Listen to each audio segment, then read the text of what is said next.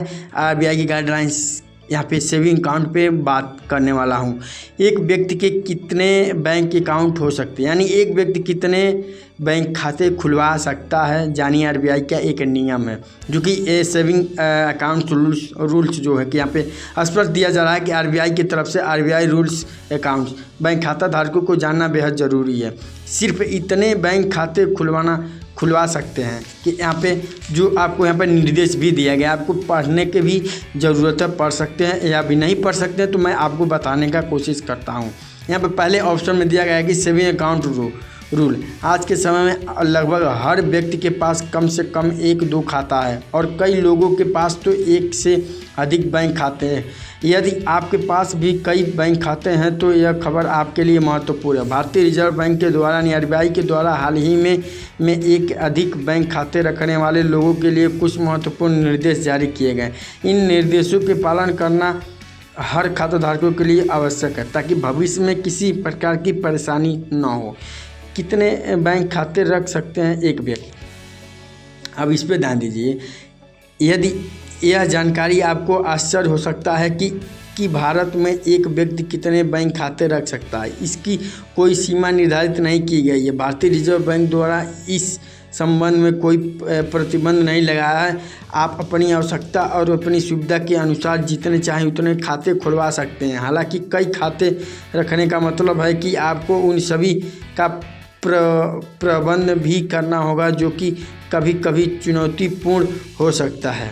विभिन्न प्रकार के बैंक खाते बैंक ग्राहकों को अलग अलग प्रकार के खाते खोलने की सुविधा देता है। आप अपनी आवश्यकता के अनुसार saving account, current account, salary account या जॉइंट अकाउंट खुलवा सकते हैं। अधिकांश लोग सेविंग अकाउंट खुलवाना पसंद करते हैं क्योंकि इस पर ब्याज मिलता है और यह आम जनता के लिए सबसे उपयुक्त होता है। सेविंग अकाउंट आमतौर पर प्राइमरी बैंक अकाउंट के रूप में इस्तेमाल किया जाता है।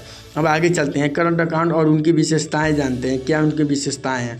करंट अकाउंट और उनकी विशेषताएं ये हैं कि व्यापारिक और उद्यमियों के लिए करंट अकाउंट और अधिक उपयुक्त होता है, जिनमें लोगों को दैनिक लेन देन अधिक होता है या जो बिजनेस चलाते हैं वे आमतौर पर करंट अकाउंट खोलते हैं।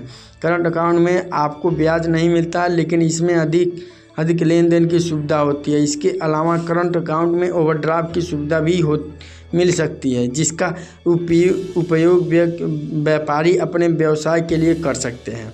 अब सैलरी अकाउंट की विशेषता समझते हैं। सैलरी अकाउंट एक प्रकार की जीरो बैलेंस अकाउंट होता है जिसमें विशेष रूप से वेतनभोगी कर्मचारियों के लिए बनाया गया है। इस खाते में सबसे बड़ी विशेषता यह है कि इसमें न्यूनतम बैलेंस रखने की आवश्यकता नहीं होती है। हर महीने वेतन इन खाते में जमा होता है, जिससे खाता को न्यूनतम बैलेंस बनाए रखने की चिंता नहीं करनी पड़ती है। सैलरी अकाउंट के साथ अक्सर अन्य लाभ भी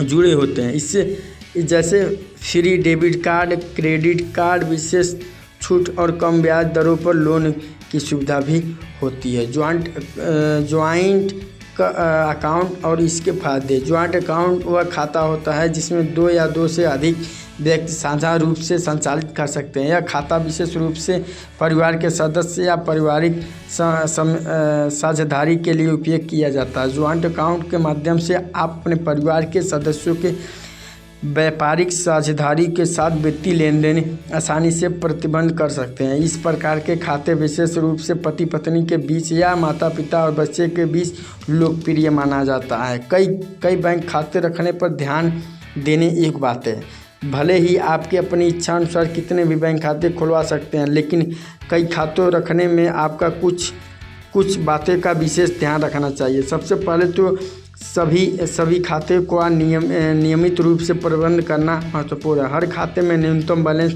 बनाए रखना, समय समय पर स्टेटमेंट की जांच करना और सभी खाते में जुड़े शुल्क और प्रभाव के बारे में जानकारी रखना आवश्यक है। इसके अलावा अपने सभी खाते की जानकारी अपने वित्तीय दस्तावेज और कर विवरणों में सही तरीके से दर्ज कराना भी महत्वपूर्ण होता है।